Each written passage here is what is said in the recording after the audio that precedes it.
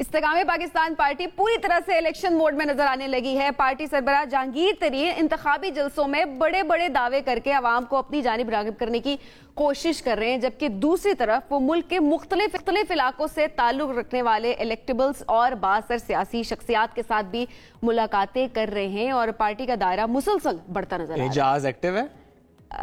فی الحال کل بھی شعیب ویسے انہوں نے کیا ہے جلسہ، بالکل کل جلسہ کے کاموں کی میں، اور اس جلسے سے خطاب کرتے ہوئے انہوں نے ایک دعویٰ کیا، وہ کہتے ہیں کہ ہم جانتے ہیں کہ ملک کو ٹھیک کرنے کا طریقہ کیا ہے، اور وہ کہتے ہیں کہ جب تک غربت نہیں مٹے گی یا جب تک غربت نہیں مٹائی جائے گی ملک آگے نہیں بڑھے گا۔ ایک بار پھر نادار کمزور افراد کے لیے انہوں نے جو اعلان کیا ہے مفت بجلی اور مزدور کی بات کرتے ہوئے کہا کہ کم از کم 50,000 روپے تنخواہ ان کی ہونی چاہیے۔ بہت سے دعوے اور وعدے ایک بار پھر دہرائے گئے ہیں۔ تو اسی حوالے سے ذرا بات کر دیتے ہیں۔ ہمارے ساتھ اس وقت استحکام پارٹی کے سینئر رہنما فیاض الحسن چوہان صاحب موجود ہیں۔ چوہان صاحب بہت شکریہ پروگرام میں ہمیں جوائن کرنے کے لیے۔ چوہان صاحب، جہانگیر ترین بلوچستان میں بھی متحرک ہو گئے اور انہوں نے وہاں ترین قبائل کے رہنماؤں سے ملاقاتیں بھی کی، جنہوں نے آئی پی پی میں شمولیت کا اعلان بھی کر دیا تھا، مگر دوسری جانب اگر دیکھا جائے تو الیکٹیبلز نون لیگ لے اڑی ہے۔ یہ رہنما پارٹی کے صوبے میں کوئی کامیابی لا سکیں گے جو اب شامل ہو رہے ہیں؟ بسم اللہ الرحمن الرحیم۔ دیکھیں، بنیادی طور پہ ہم ایک نئی جماعت ہے اور پنجاب کے اندر، سندھ کے اندر ہمیں بے تحاشا الیکٹیبلز جوائن کر رہے ہیں، خصوصاً پنجاب میں۔ تو اب چیف پیٹرن جہانگیر ترین صاحب نے یہ جو اٹیمپٹ کیا ہے بلوچستان کے حوالے سے، تو انشاءاللہ اس کا ایک اچھا امپیکٹ آئے گا، اور ضروری نہیں ہے کہ وہاں کے جو الیکٹیبلز ہیں جناب وہ اگر نون لیگ کے اندر جا رہے ہیں تو جناب آئی پی پی میں آنے والے لوگوں کا کوئی اس کو ایج نہیں ہوگا یا ان کی کوئی اہمیت نہیں ہوگی، یا وہ جو قبائل ہیں ان کی کوئی اپنے علاقوں میں فوٹنگ نہیں ہوگی۔ انشاءاللہ جب الیکشن کا بگل بچے گا تو یہ مختلف قسم کے قبائل کے جو جہانگیر ترین صاحب کی سٹرگل کی وجہ سے، کوشش کی وجہ سے استحکام پاکستان پارٹی میں شامل ہو رہے ہیں، وہ انشاءاللہ اچھا اور چوہان صاحب، چونکہ پرانے ہی ساتھی آج آپ کے ساتھ سپورٹنگ رول ادا کر رہے ہیں اس پارٹی میں آ کے، لیکن سیم ٹائم پرانے ہی ساتھی آپ کو ٹف ٹائم بھی دے رہے ہیں۔ اگر کے پی کی ہم بات کریں تو وہاں پہ جس طرح سے پرویز خٹک صاحب کی جماعت ہے، آپ کو لگتا ہے کے پی میں وہ آپ کو ٹف ٹائم دے سکتے ہیں؟ دیکھیں، ہم تو ایک مکمل آزاد اور خود مختار ایک پولیٹیکل پارٹی ہیں، اور ہم تو پاکستان کے چاروں صوبوں کے اندر اپنی تنظیم سازی اور اپنی فوٹنگ کے حوالے سے کوشش کریں گے، ہمارا رائٹ بھی ہے، اور انشاءاللہ کے پی کے بلوچستان، سندھ اور پنجاب تمام جگہوں پہ انشاءاللہ رابطے ہوں گے۔ ہمارے لیے ٹائم کم ہے کیونکہ الیکشن سر پہ ہیں، لیکن پارٹی کی لیڈرشپ کوشش کر رہی ہے، اور کے پی کے اندر وہ ووٹ پاکٹس اور وہ الیکٹیبلز کے جو کئی وجوہات، پالیٹکس کے اندر کئی وجوہات ہوتی ہیں کہ آپ کا کوئی اپوننٹ جو ہے وہ اگر سپوز پی ٹی آئی پی میں چلا گیا ہے تو وہ وہاں پہ نہیں جا سکتا ہوگا، لیکن مضبوط پارلیمنٹیرین ہوگا سابق یا مضبوط الیکٹیبل ہوگا تو وہ نون لیگ اور پیپلز پارٹی میں بھی نہیں جانا چاہتا ہوگا، وہ جے یو آئی فضل الرحمان اور اے این پی میں بھی نہیں جانا چاہتا ہوگا، تو اس کے لیے اچھا آپشن یہ ہوگا کہ وہ آئی پی پی کو جوائن کرے۔ تو اس طرح کے کئی الیکٹیبلز ہیں جو کے پی کے اندر ہیں، اور ان کے لیے سب سے سوٹیبل اور اپروپریٹ اور آپٹیمل پلیس اور جگہ اور پارٹی وہ آئی پی پی بن سکتی ہے۔ تو انشاءاللہ ان کو ایڈریس کر کے ان کو کے پی کے اندر انشاءاللہ ہم اپنی پارٹی کی میں سمونے کی کوشش کریں گے انشاءاللہ، اور جہانگیر ترین صاحب پورے پاکستان کے اندر اب رابطے کر رہے ہیں، تو انشاءاللہ کے پی کے میں بھی اچھا رزلٹ آئے گا۔ اچھا چوہان صاحب، پرویز خٹک کہتے ہیں کہ پاکستان کے مجرم مراد سعید اور تحریک انصاف ہیں، کس حد تک آپ اتفاق کریں گے اس بات سے؟ دیکھیں، پاکستان کے مجرم تو بنیادی طور پہ میں سچی بات بتاؤں، بڑے افسوس سے کہنا پڑتا ہے مجھے، کوئی خوشی سے نہیں کہنا پڑتا، پچھلے 1.5-2 سالوں میں ملک دشمن طاقتوں کے ایجنڈے کو جس طریقے سے کامیاب کیا گیا پی ٹی آئی کے پلیٹ فارم سے، پوری پاکستانی قوم کی اطلاع کے لیے عرض ہے کہ جب پاکستان ایک ایٹمی طاقت ڈکلیئر ہو گیا، آفیشلی ڈکلیئر ہونے سے پہلے 28 مئی 1998 سے پہلے، جب 80s کے اینڈ میں عالمی طاقتوں کو اور ملک دشمن طاقتوں کو پتہ چل گیا کہ پاکستان نے ایٹم بم بنا لیا ہے، پاکستان ایک ایٹمی طاقت بن گئی ہے، اس وقت سے ایک ایجنڈا تھا ملک دشمن طاقتوں کا کہ اب اس پاکستان کو تباہ و برباد کرنا ہے، اس کو نعوذ باللہ معاذ اللہ 2-3 حصوں میں تقسیم کرنا ہے۔ اب اس ایجنڈے کو پورا کرنے کے لیے وہ پاکستان سے جنگ تو کر نہیں سکتے تھے، کیونکہ پاکستان کی ٹاپ 5 دنیا کی جو جناب آرمی ہے ان میں سے ایک پاکستان کی پاک فوج ہے، پھر پاکستان کے پاس ایٹم بام ہے، پھر پاکستان کے پاس ایٹمی میزائل ہے. تو وہ جنگ کے ذریعے سے تو یہ مقاصد حل نہیں کر سکتے تھے. آج سے 30-35 سال پہلے یہ اسٹریٹجی بنائی گئی کہ پاک فوج اور پاک عوام، پاکستان کے اندر فوج اور عوام کے درمیان خلیج اور نفرت کا ماحول پیدا کیا جائے. اس مقصد کے لیے میں سمجھتا ہوں کہ تحریک انصاف کو اور چیئرمین تحریک انصاف کو خصوصاً پچھلے 12 سالوں میں استعمال کیا گیا، ان کو پروان چڑھایا گیا، ان کو ہیرو بنایا گیا، ان کو سیاست کے اندر لایا گیا، سیاست کے اندر آپا دھاپی لگائی گئی، چھینا چھپٹی لگائی گئی، مارا ماری لگائی گئی، مینا مانو کی رٹ لگائی گئی، ہر وقت کے دھرنے، ہر وقت کی لڑائی جھگڑا، ہر وقت کی دنگا فساد. اور اسپیشلی پھر آخری یہ جو پورے 2 سال گزرے ہیں اس کے اندر جس طریقے سے چیئرمین تحریک انصاف کو استعمال کر کے اور انہوں نے آگے ہم سب کو استعمال کر کے اس اینڈ تک پاکستان کو پہنچا دیا گیا. یہ ملک دشمن طاقتوں کا ایجنڈا تھا جس کے نتیجے میں پاکستان کی اکانومی، پاکستان کا سروائیول، ہر چیز داؤ پہ لگ گئی. 9 مئی کے واقعات آپ کے سامنے، اور مسلسل سوشل میڈیا کے اوپر ان کے جو سوشل میڈیا ایکٹیوسٹ ہیں اور سوشل میڈیا ہیڈز ہیں وہ امریکہ، کینیڈا، برطانیہ، UAE میں بیٹھ کے مسلسل پاک فوج اور ریاستی اداروں کے خلاف، عدالتی اداروں کے خلاف زہر اگل رہے ہیں. اور انڈین چینلز اور انڈین را جو ایجنڈا لے کر آتے ہیں، جھوٹی خبریں لے کے پاک فوج کے خلاف، پاکستان کے خلاف، اداروں کے خلاف، اس کو سوشل میڈیا کے اندر پاکستان میں اگر کوئی بڑھوتری دے رہا ہوتا ہے، پروموٹ کر رہا ہوتا ہے، ایگزیجریٹ کر رہا ہوتا ہے، ایکسلریٹ کر رہا ہوتا ہے، وہ تحریک انصاف کا میڈیا سیل اور ان کے سارے ہیڈ اور ایکٹیوسٹ کر رہے ہوتے ہیں. اب یہ بدقسمتی سے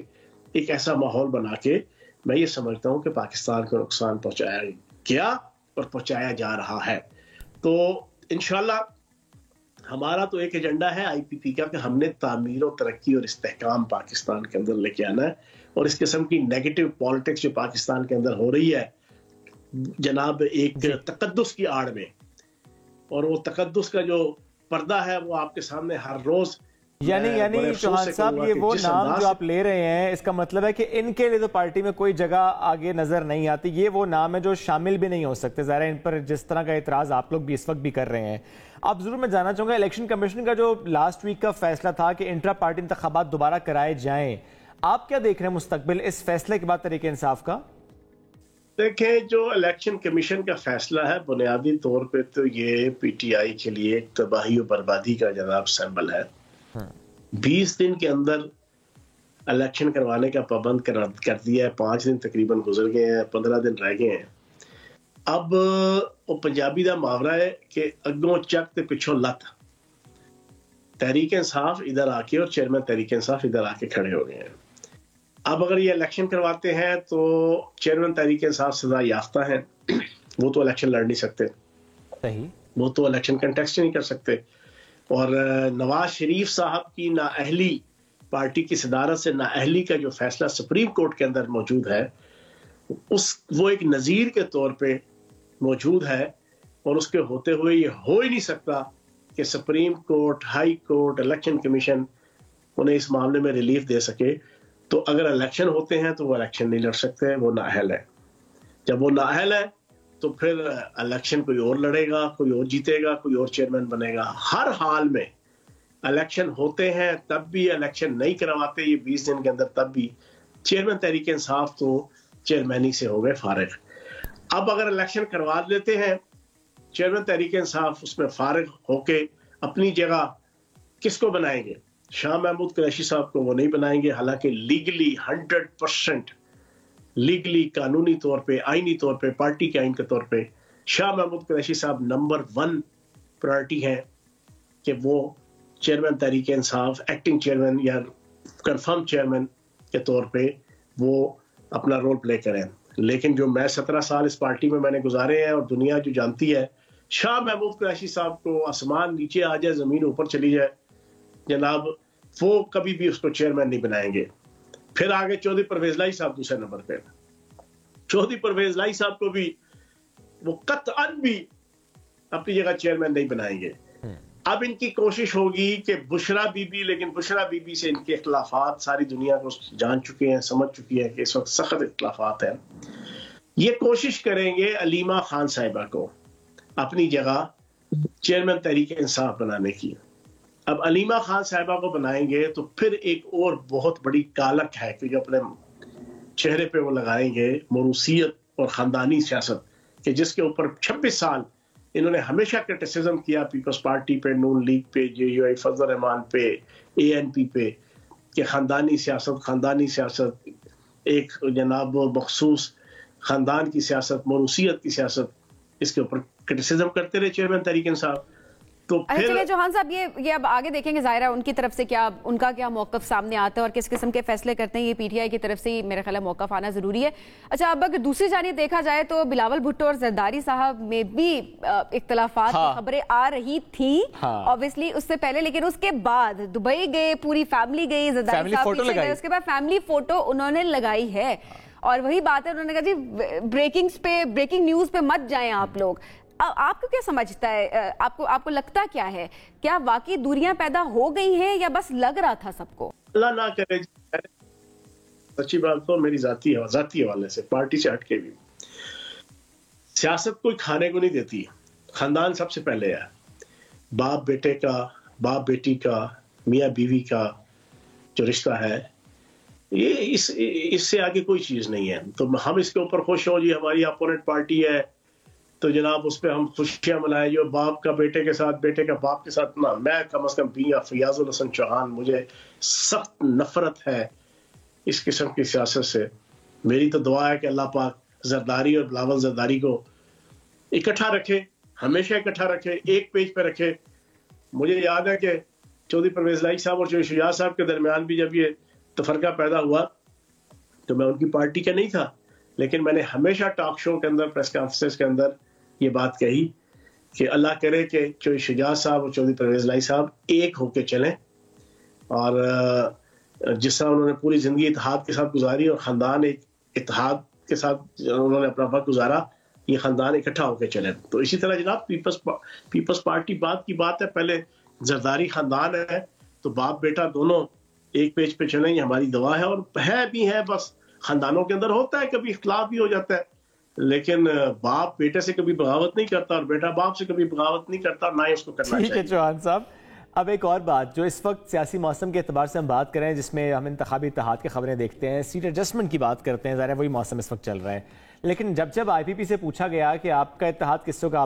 آپ یہی کہا، فدا شاہ امان صاحب نے بھی یہی کہا کہ نہیں، ہم بالکل الگ سے لڑیں گے، کوئی اتحاد کی بات نہیں ہے، بعد میں جو ہوگا سو ہوگا، لیکن فی الحال نہیں ہے. ابھی ویسے کسی نے رابطہ نہیں کیا آئی پی پی سے فور سیٹ ایڈجسٹمنٹ یا ایسی کوئی انتخابی الائنس سے متعلق کوئی رابطہ نہیں ہوا؟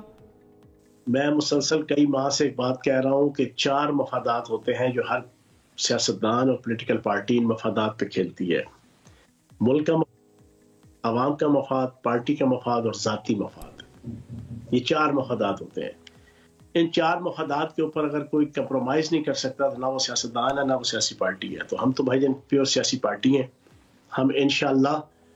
ہر پولیٹیکل پارٹی کے ساتھ الیکشن سے پہلے بھی اور الیکشن کے بعد بھی، پارلیمنٹ کے اندر، اسمبلیوں کے اندر، ہم ملک کی خاطر، عوام کی خاطر، ریاست کی خاطر اور پارٹی مفاد کی خاطر ہر قسم کے جناب ٹیبل ٹاک، نیگوسیشن، کنورسیشن اور جناب گفتگو اور کوارڈینیشن ہم کرنے کو تیار ہیں. بہت شکریہ چوہان صاحب، ساتھ موجود تھے، ہم سے گفتگو کرتے